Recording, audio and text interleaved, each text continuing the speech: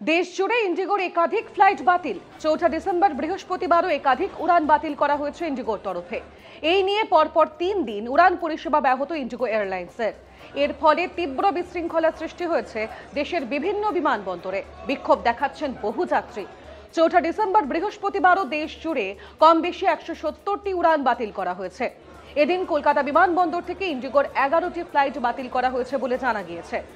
কেন একের পর এক বিমান বাতিল হচ্ছে তা জানতে বুধবার ইন্ডিগোর কাছে রিপোর্ট চেয়ে পাঠিয়েছিল ভারতের বিমান নিয়ন্ত্রক সংস্থা ডিরেক্টরেট অফ সিভিল এভিয়েশন বা ডিজিসিএ।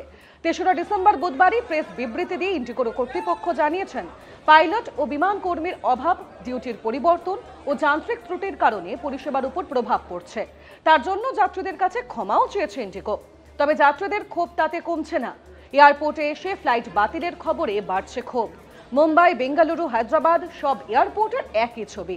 রাতভর বিমানবন্দরেই কাটাচ্ছেন বহু যাত্রী। 3রা ডিসেম্বর বুধবারই কলকাতা, দিল্লি, মুম্বাই, বেঙ্গালুরু, হায়দ্রাবাদ মিলিয়ে 200টি ফ্লাইট বাতিল করা হয়েছিল।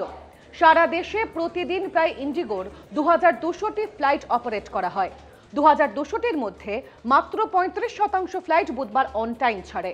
3রা ডিসেম্বর বুধবার বিকেল পর্যন্ত কলকাতা থেকে 15টি, মুম্বাই থেকে 51টি, দিল্লি থেকে 33টি, বেঙ্গালুরু থেকে 20টি, হায়দ্রাবাদ থেকে 19টি ফ্লাইট ক্যান্সেল হয়েছে।